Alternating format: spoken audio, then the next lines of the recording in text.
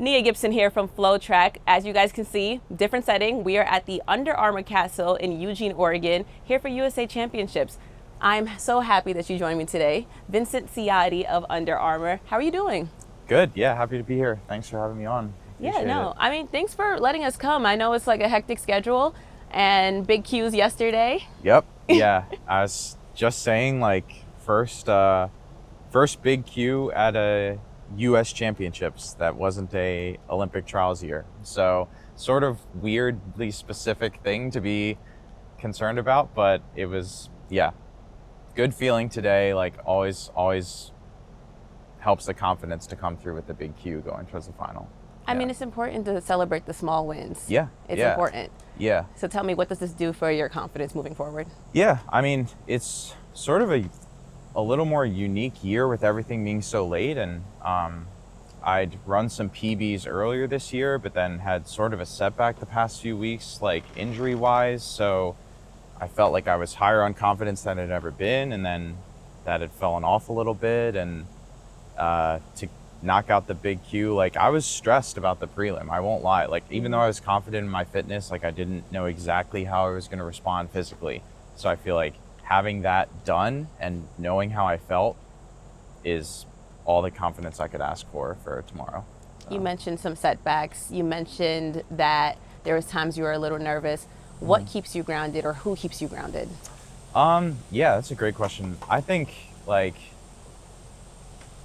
probably the biggest like motivation outside of just, you know, internally knowing all the work that's been put in and whatnot is like knowing that like my parents are going to come out, you know, like they've come out to the trials before, they've come out to USA's, and you know, like they're coming all the way across the country, and it's just really, you know, it's usually the only meet of the year that they watch, and you know, they've been here this whole journey, so it's really cool to be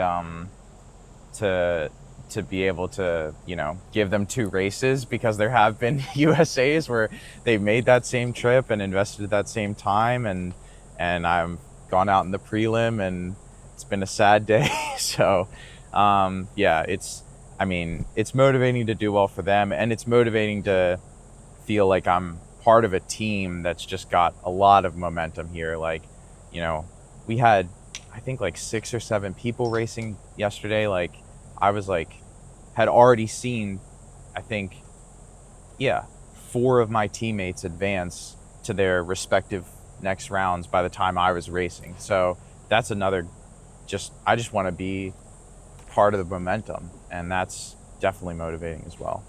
Yeah. You can't help but to love that.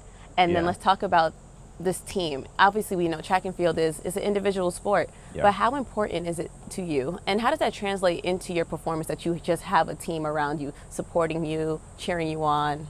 Yeah, I mean, I think it starts like from the brand itself, like all the way down to the actual teammates and like coaching staff that we have. Like, you know, I can't overstate how much specifically in my career it's meant, because, you know, I was like 28 years old when I signed with Under Armour. Like I had already been on a different team and like had sort of had some injury issues and wasn't really performing well for a time. And, you know, they had already decided to invest more into track and field, and then specifically they decided to at least let me be part of the team, and then eventually invested in me, and it completely revitalized my career. Like both having the support from the brand itself, and then, you know, having the setup in Flagstaff that we do. Like I love living in Flagstaff, you know, I love being on the team. I mean, it makes it easier when my partner is on the team as well. Shout out to Regan. But yeah, it's great, and it makes the day-to-day grind of it a lot more, you know, enjoyable. Yeah. I'd love to expand on that. What does it mean to have the backing and the support of Under Armour? Yeah, I mean, for me personally, it's very cool because I am from Baltimore, and it's a Baltimore-based brand. Like, I mean, I remember in middle school, like, you know, everyone had the compression shirts, and it was like, it was a groundbreaking thing for like, you know, I mean, I was wearing them under my running singlet in races, like for no reason other than they were cool. Like I didn't need, you know, I didn't need it. I remember getting like the Proto Evade shoe in like probably 2009. Like it, like, so to sort of, it's, you know, not a full circle moment that I would have like expected.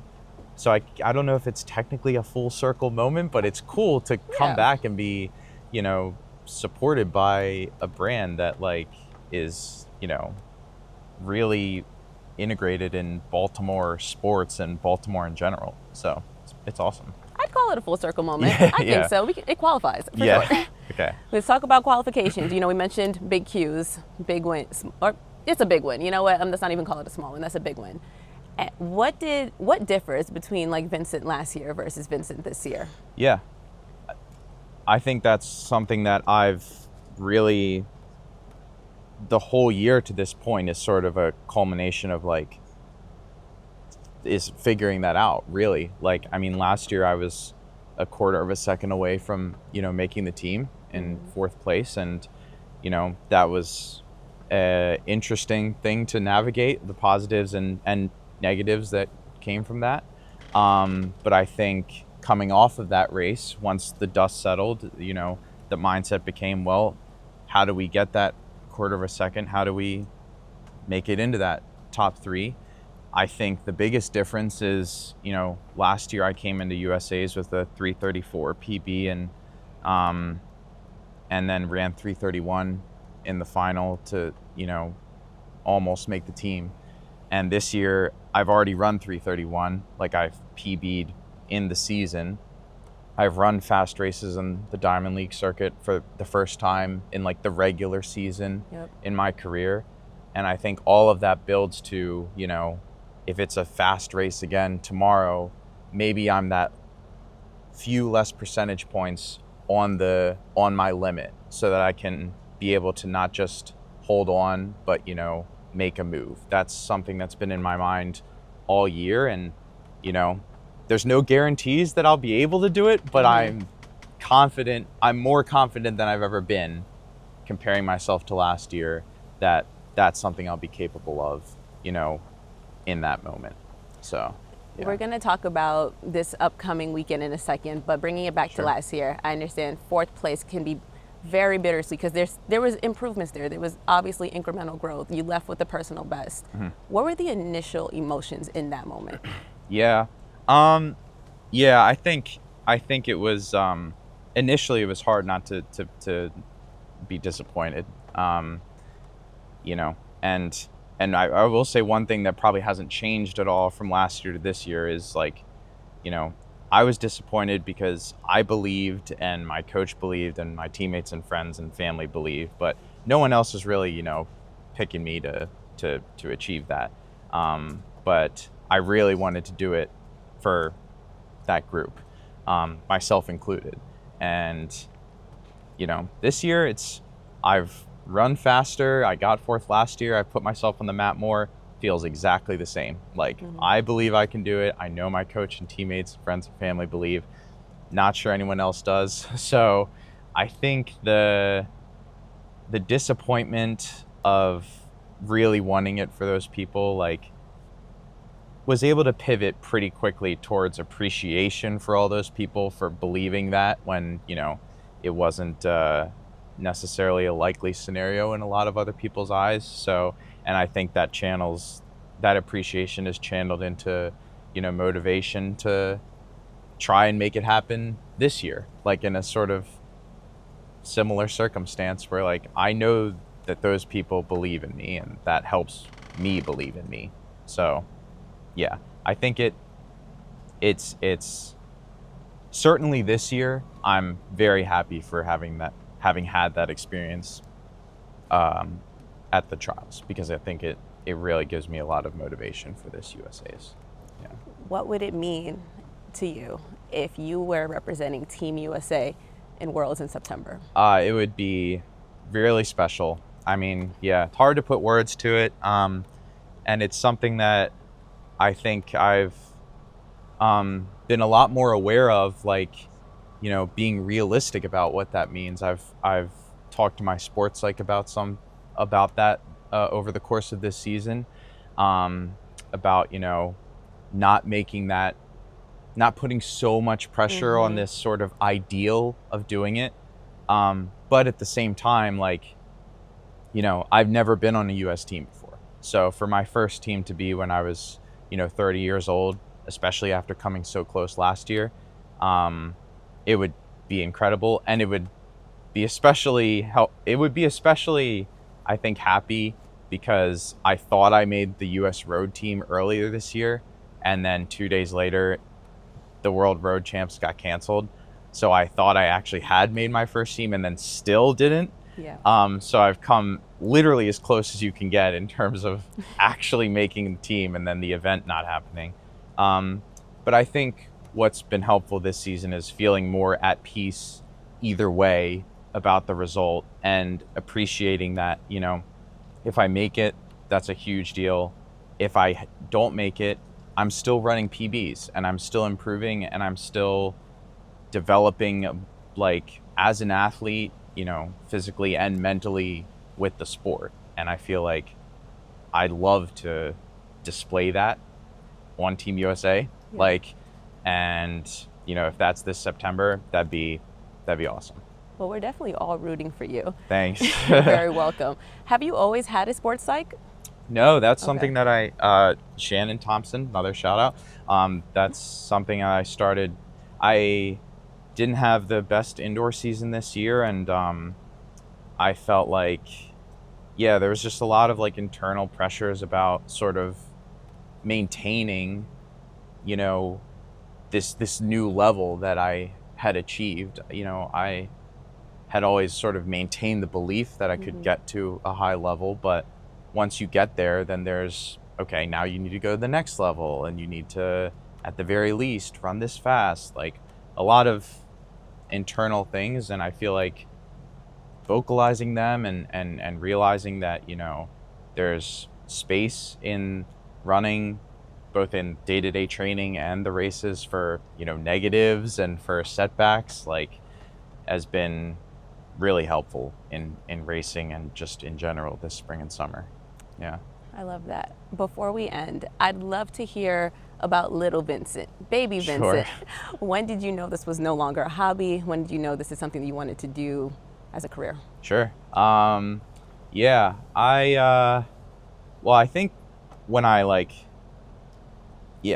went all in on running, and this sounds like it's just so funny comparing, like, little me to, like, what the high schoolers are running these days, even middle schoolers. Like, it's wild. But I remember, like, I decided my sophomore year to run indoor track instead of playing basketball because I thought that I had a better chance of being a college athlete in track and field than I did in basketball. And as much as I loved basketball and still love basketball, I just wanted to be, like, an athlete above all else. Like, I just loved sports in general.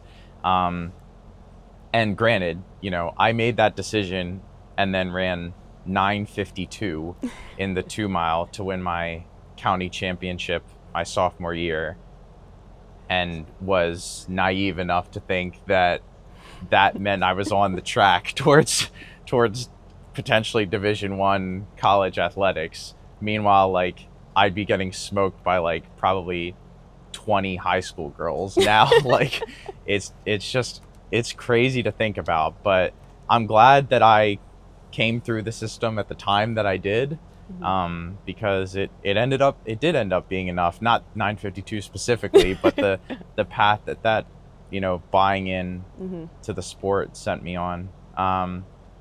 And yeah,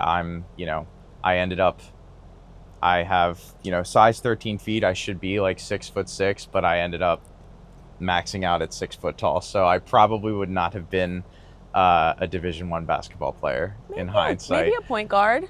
Maybe. Maybe. But I feel pretty lucky that, my career with whatever trajectory it ended up having has led me to, a point like this. It's really cool. So What would you say to little Vincent right now? Man, I'd probably just say, like, make sure you enjoy it. Because there were more than a few times with injury and stuff that the sport became, like, very hard to, be positive about.